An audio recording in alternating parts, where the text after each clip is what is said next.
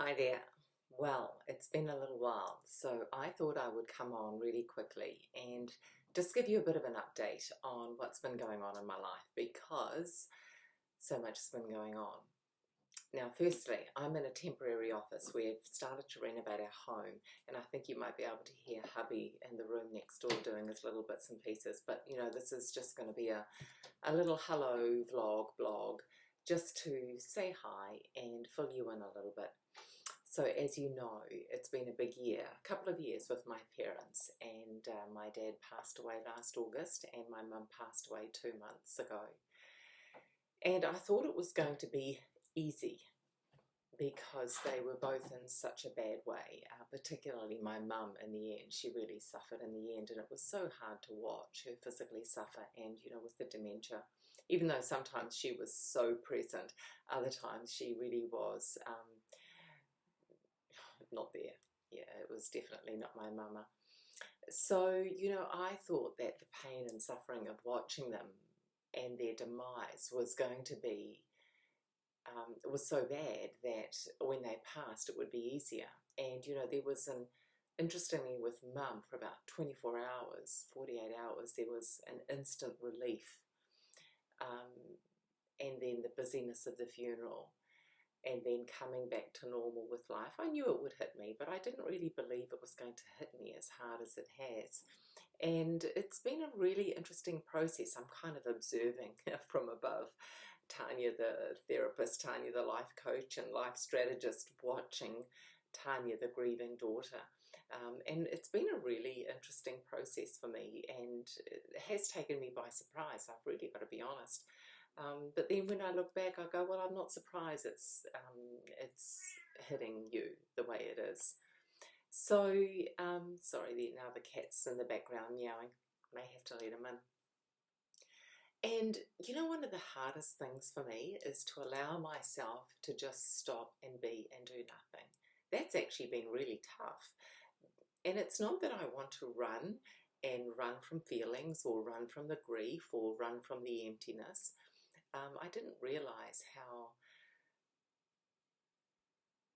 tough it was going to be for me to actually just allow myself to just stop and be.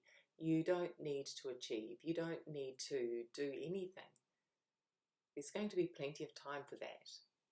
All you need to do is stop and be, and allow yourself to be playful. Allow yourself to have fun. Allow yourself to live. And it's interesting. I really am. I might go back and read my first two books, actually. I feel like I'm having to go back and re-identify who am I again in the world.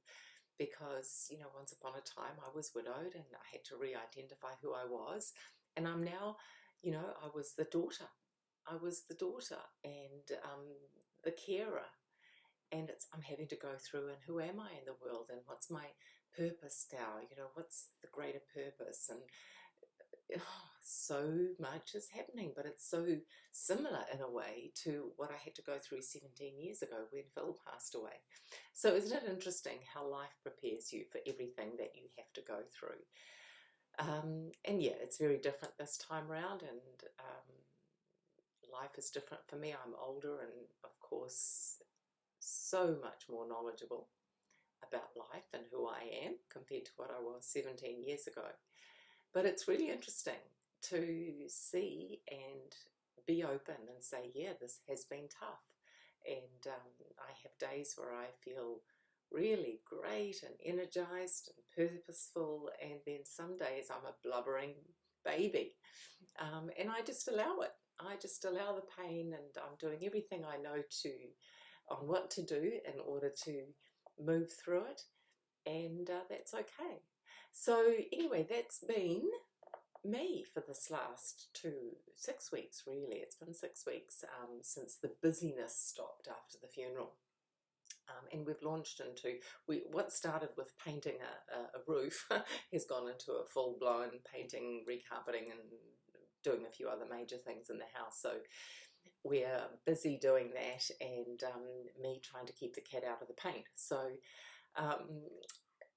And I'm writing. I'm doing a lot of journaling. So I really do feel there's another book inside me, another book particularly to do with grief around everything that's happened in the last 2 years for everyone, lockdowns and all that sort of stuff, and what life was like in this period when we couldn't visit our parents, when they were stuck in rest homes, when all the mandates began and all the rules began and all that other garbage that happened.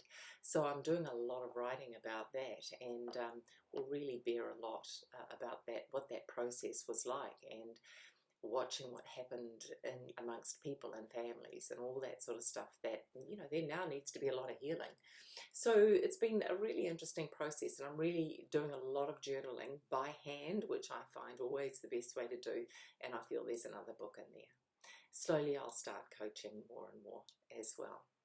Anyway, this has been just a brief hello and a brief vlog, and I will keep you in touch with everything that is going on with my life, and I hope that life is blessing you. Okay, bye for now, and I will chat again soon.